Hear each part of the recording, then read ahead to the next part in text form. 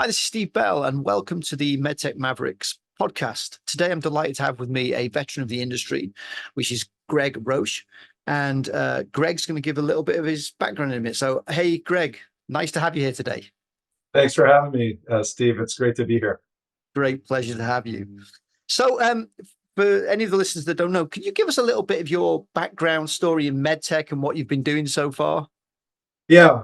So I'll try to keep this under a minute, but I have a unique educational background. I came to MedTech with a law degree. So, and I came to MedTech in 2005. So I started with Stryker in their endoscopy business. So minimally invasive surgery is very familiar to me. It's a bit of a coming home, coming back into soft tissue robotics. I spent 8 years with Stryker, sales and sales management with endoscopy, and then I ran their captive finance strategy commercially, and also ran their larger account strategy in the U.S. So did that for 8 years, and then transitioned to Zimmer Biomet, or Zimmer at the time, and became Zimmer Biomet. I built a commercial organization for them around their surgical business. Their surgical business is large adjacent capital to orthopedics, so fluid waste management, power drills and saws, tourniquet machines, things like that. Had an opportunity to then run that business. We had a lot of success. We actually took the commercial organization from 6 to about 130 in 5 years. Had a ton of success, and had the opportunity to run that business as president. And then we acquired MedTech, which at the time was a neuro robot, as you well know, out of France. And we had the intention of converting it to a knee robot. And so I kindly asked my CEO if it was appropriate for me to run that business, and they gave me that opportunity. So I was blessed to launch ROSA, which was, I would put numerically against any launch. We had a ton of success. I had a ton of success in the ASC, so a lot of learnings we can talk about there. And then in 2021, I got a call from Avatera, which soft tissue robotic company out of Germany. Was there for 2 years to put my learning hat back on, and again fall deeply into the space. And then last summer, I got a call from Distalmotion, and honestly, during my diligence, I realized that this was the culmination of everything that I just told you. This made me really, I felt it was a perfect marriage. And so I took that opportunity November 20th, and I've been here since. Perfect. Great.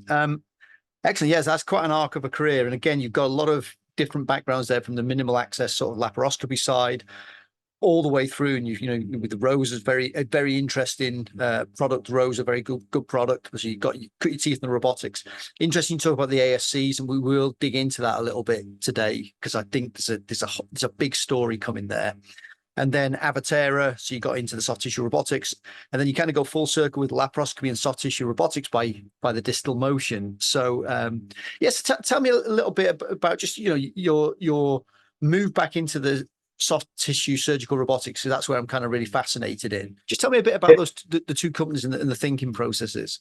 Yeah, I think, Steve, maybe you and I agree. I don't want to put words in your mouth, but what I do believe is that there is so much room for competition in this space, and I think we'll talk a bit about the market. But when I first got the call to enter back into the market, I was so pleased, because the opportunity to me is so vast. It's very rare that you find a market that has really one dominant player, and just such a yearning or need, because there are a multitude of reasons why soft tissue robotics hasn't expanded, whether that's site of care, geography, type of hospital, type of surgery. So to me, I just saw this great opportunity. I always like to push boundaries with roles. So running a company in East Germany was definitely a way to push boundaries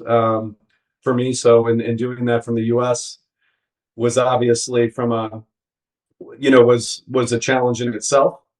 But again, it was a great opportunity. And then, we'll talk about Distalmotion, I'm sure. But as I did my diligence with Distalmotion, just the maturity of the company, I was actually incredibly surprised. And I think it was because of the lack of marketing at the time for them intentionally. I just had no idea how mature the company was, where they were and where they were going. So again, it was my desire, I think, to be, I like being the underdog, so to speak. You might feel the same. But I also just saw just massive, massive opportunity to help patients, to help providers, physicians access robotics when they've never been able to do it before. Yeah, no, I think you've touched on a lot of things that are dear to my heart. And again, the underdog story is always a good one to come from. It's got its challenges, but it's also quite an exciting place to be. I think again, you said something to me there, which I give credit to Distalmotion. It's very easy to crush under your own weight by going out and trying to do too much, too fast, too big, too many markets. And Distalmotion has been around a little while, but they've not gone banzai and gone everywhere and gone absolutely crazy. So tell me a little bit about that, because I find that quite interesting. Yeah. So this is very intentional. And I'd like to say that this is all my idea, but obviously it was being done before my time. So maybe two different verticals here. One is the technical or the product itself, and then the other is the commercial strategy. On the product side, there are two things that happen once, getting a robot approved, as is half the battle. Having the robot be predictable and sustainable in surgery is the other half. And this is, again, one of the things that I loved about Distalmotion. They spent the time before expansion to do two things. One is product iteration. So again, typically, if from a software perspective on any robot, and again, you see it with Da Vinci 5, they're doing a limited launch. You have this iteration of software. So you build in safety mechanisms, probably over-engineer safety mechanisms, and then you start to release those over time. So you understand what you're doing. And again, being a startup, I shouldn't even say a startup now, but being an early stage company, that iteration can happen really quickly. So you have this technical development curve, which from CE mark until middle of last summer, that's what Distal was doing. And then the other piece is this clinical development. So simple things, port placement, how do you approach each surgery? And you need great partners for that. And you shouldn't really expand wildly until you do those two things. So that's the first piece. The second piece, as you know, from I think your history, you can overexpand and you can really burden your P&L, from a commercial perspective. And we wanted to make sure we knew exactly where we delighted the customer, how to drive utilization in a positive way. So we're very focused right now in Europe, in 3 countries, which is Switzerland, Germany, and France. And then, over the course of the next year, we've got a couple things that are very beneficial from a profitability perspective. So as we hit those milestones, we'll start to release that curve, and then serve the other markets in Europe. So as much as we want to do that, we also are in this for the very long.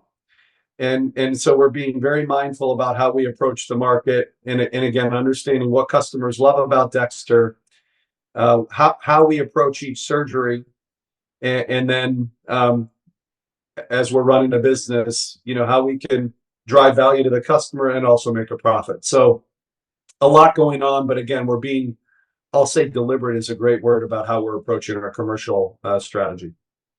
Yeah, and with hindsight, I don't think that's probably a bad choice, to be honest. Yeah. I think it's good. I mean, ultimately, though, and again, Distal is a European robot. Where I was at was a European robot. Avatar is a European robot. And one of the things, that people often say is, well, that's fine for those European countries, but, USA is a different market. But I mean, you must have some plans to actually eventually be in the US. Yes. Yeah. So, I mean, we've submitted our de novo. So we're on the pathway. We've had a great partnership so far with the FDA. Um, and we feel very positive about the outcome. So, we'll continue to work down that road. But the other thing I think when we think about the U.S. market is we really and again validated. We had a lot of feedback sessions here at Sages in Cleveland last week, and a lot of validation about our thoughts of the ability to complement some of the current systems in the market. Also, the ability to go to new sites of care based on the form factor and some other things that we'll talk about. So the U.S. is a priority market for us, and we believe that the uniqueness of Dexter will allow us to commercialize there in a healthy way. I think that what you were saying there, it strikes a very big chord with me. That there's not just one solution, right? There's not just Da Vinci 5 or XI or whatever, not just intuitive. And I think they do a great job. I think Da Vinci 5 is spectacular.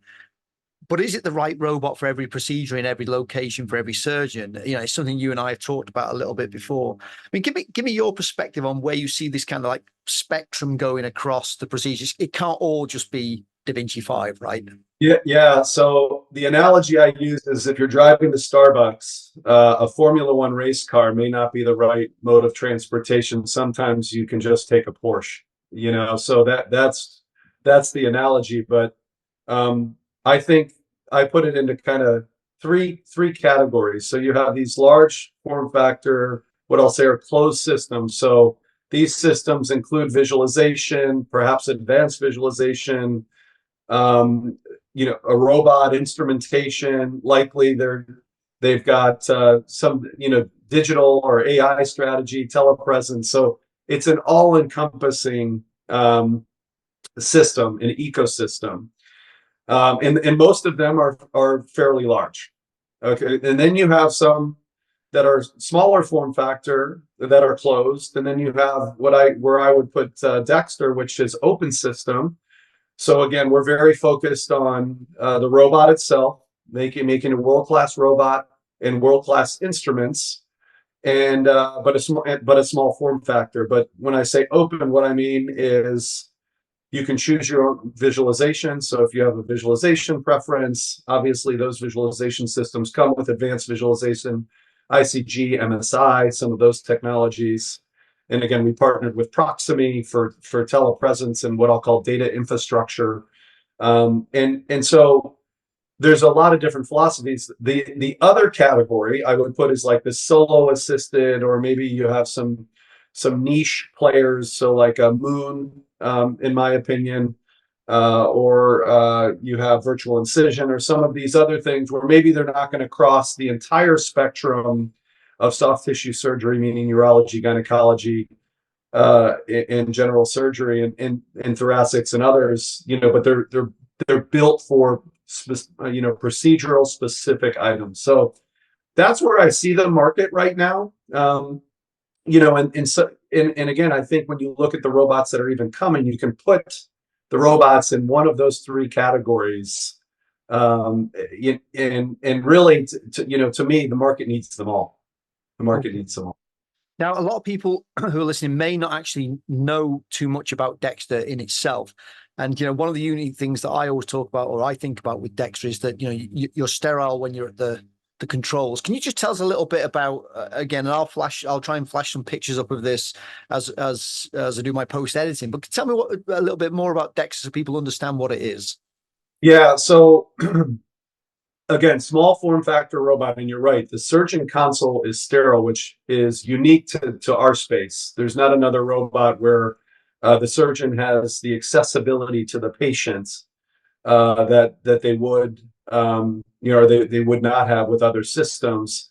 And where do we see that's a benefit? So today, I'll give you just a small anecdote, and I'll tell you where I think it helps immensely.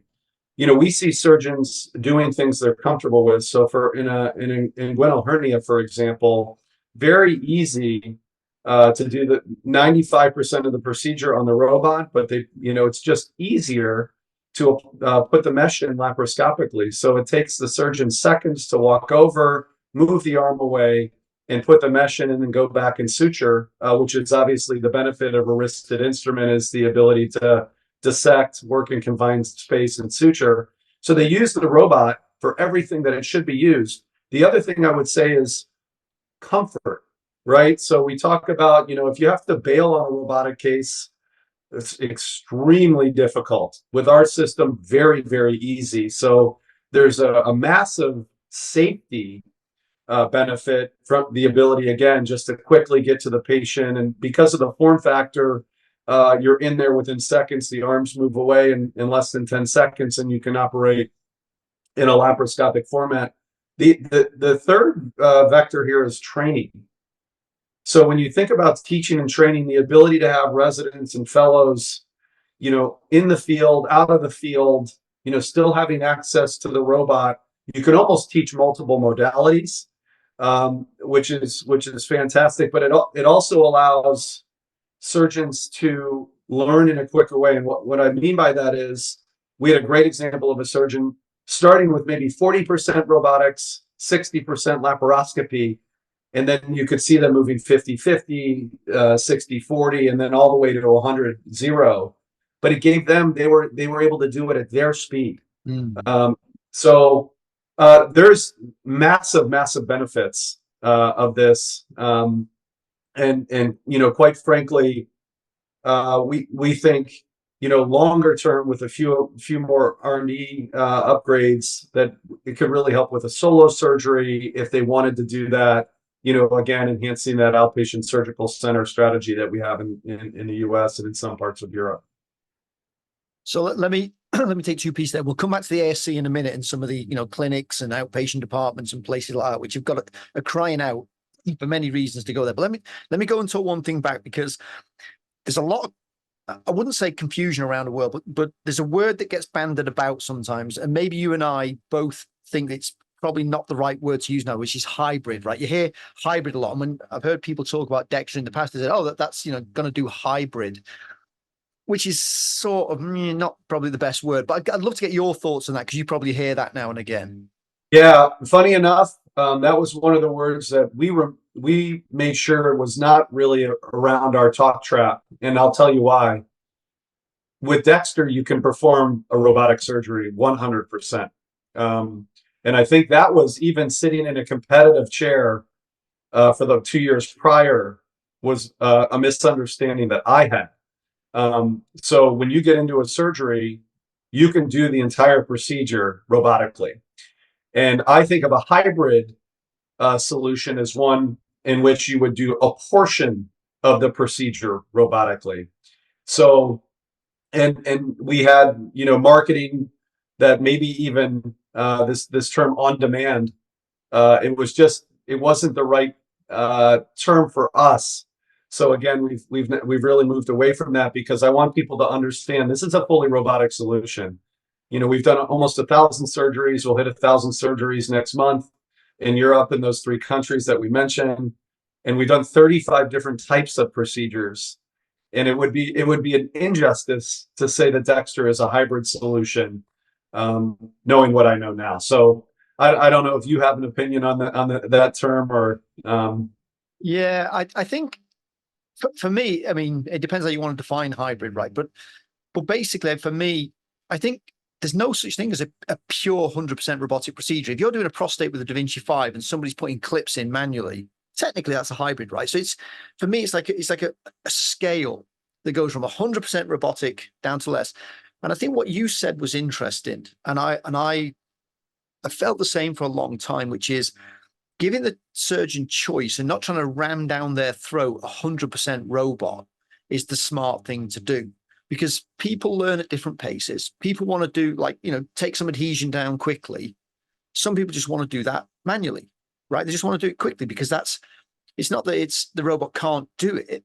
It's just makes more sense to do it that way. And I think what's coming out in the next couple of years is common sense, of which bit of the procedure, you bring in and use the wristed instruments and all that, but which bit you just take a regular straight lap instrument and take something down quickly with it. So I'm with you a little bit, which is again, again, I think it's been part of the industry problem that we've created ourselves is a little bit of confusion around this word hybrid. And really what we're looking at here is giving choice to how much of the procedure you want to do. And I've understood that as well with your system, with other systems, they are 100% robotic capable if that's what you choose to do for that case. But it just might not be the best choice for that particular part of that case. So yeah, I agree with you there. I do want to come back again and talk about choice. So we've talked a lot, and I talked a lot recently about sites of care, because there was a lot of what I would say is lower acuity procedures gone over to main blocks so that they could be done on say, a mainframe robot like a Da Vinci or something like that. And again, that may not be the most sensible place for that procedure to be done. And it also may not economically for the hospitals be their preferred site of care.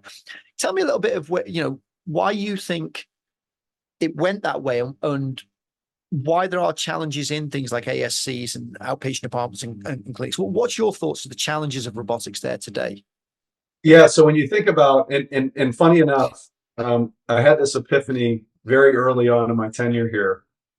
Dexter was built for high volume, low acuity with the ability to flex up. And the problem with some systems is they're built for high acuity, which causes this inability to flex down. I mean, clinically, logistically, financially, they're one of those three verticals. But what I see, especially here, reimbursement is more favorable in a brick and mortar hospital for a hernia, for example. But also that's where the robot sits. It doesn't sit in the ASC as a general rule. I know there are some, but not that many. And there are reasons for that, right? So there's space, there's inventory, there's sterilization, there's cost. So you have all these factors of why. I think one of the things that I took away from Sages was both from a surgeon perspective, a patient perspective, there is a strong desire, quality of life and patient experience. Someone said, look, a patient can just pull into a parking space, which we know at a large hospital, that's almost impossible. And then it takes you 30 minutes to get to where you need to be. So there's a lot of reasons, both, from a physician, quite frankly, I think from a provider perspective, because they're going to be able to attract patients with this. So there's all these tailwinds that are happening, but traditionally because of reimbursement and because where the robots really are, the geography of the robots, they haven't done it yet.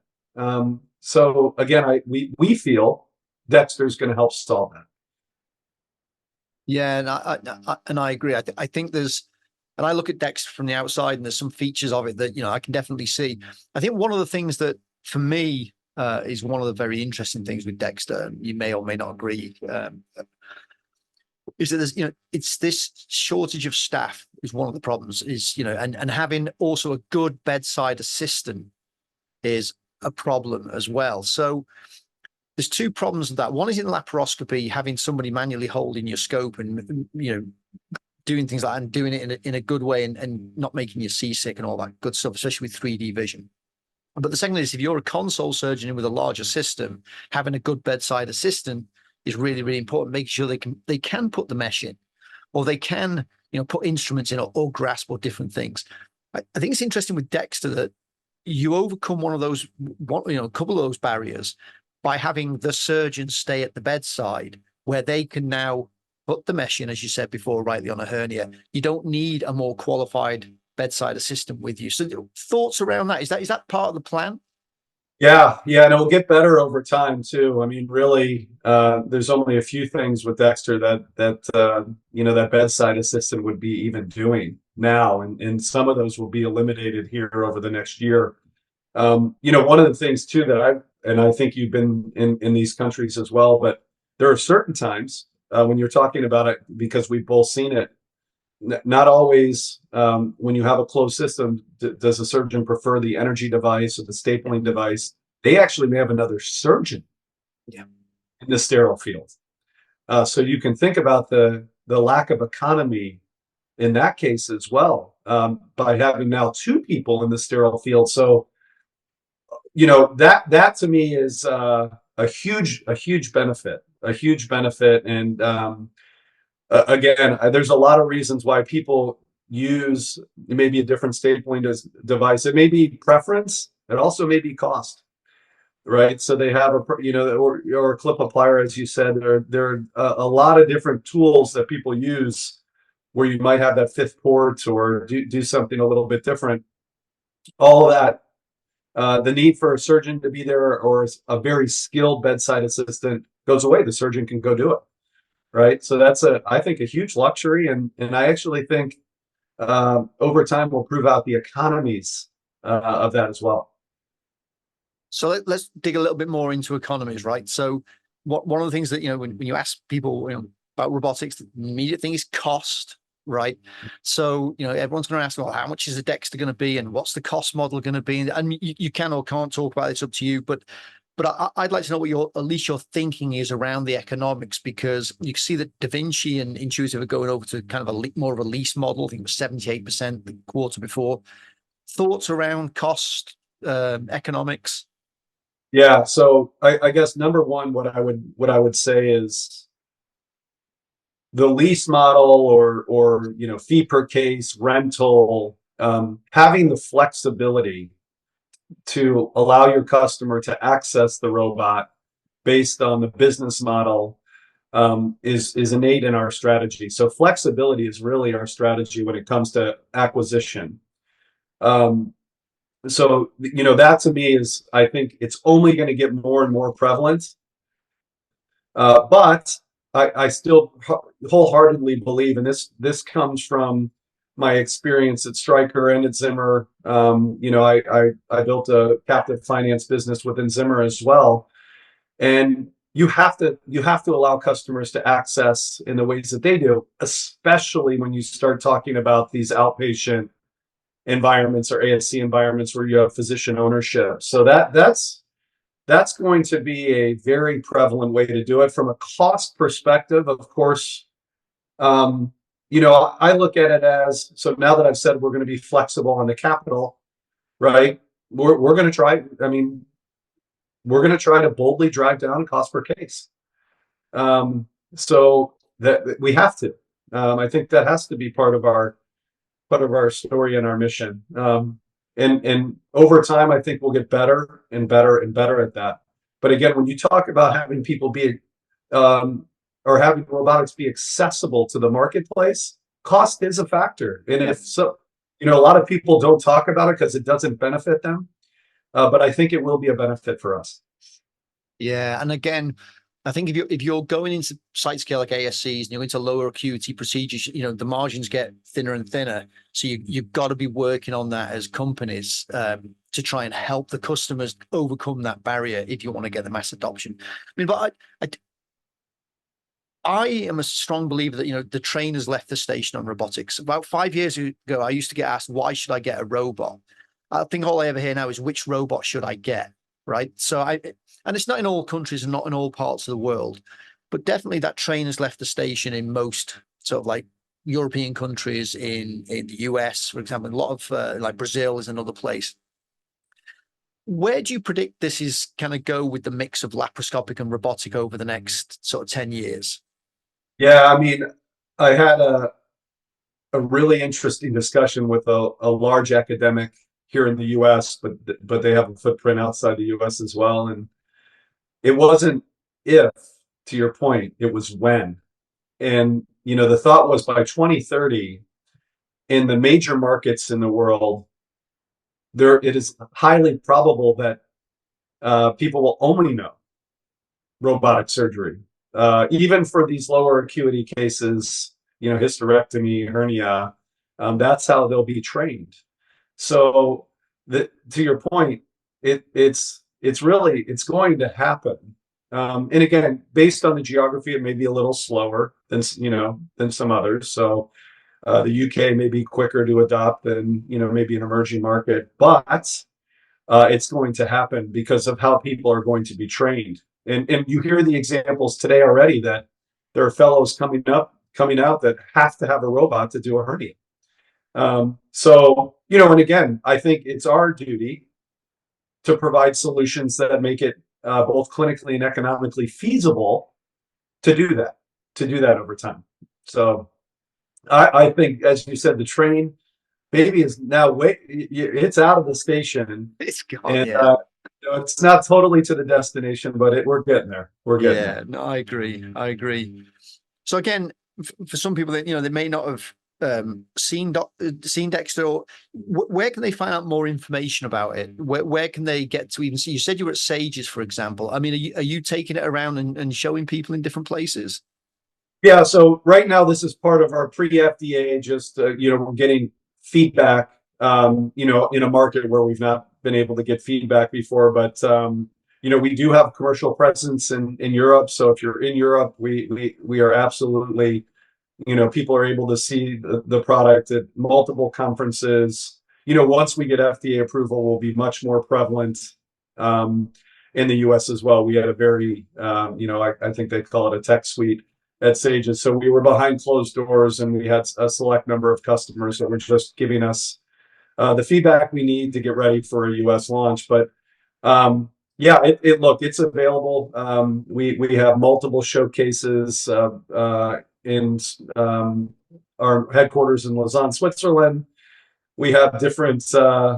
We do a lot of customer visitation, because I believe actually seeing it in surgery is the biggest testament of what it does. And as I said before, although I think it's going to enable lower acuity, high volume cases. I mean, we did a Whipple last month. We've done hundreds of prostatectomies, so we can do the complex as well. And I think sometimes it's best for people to see it.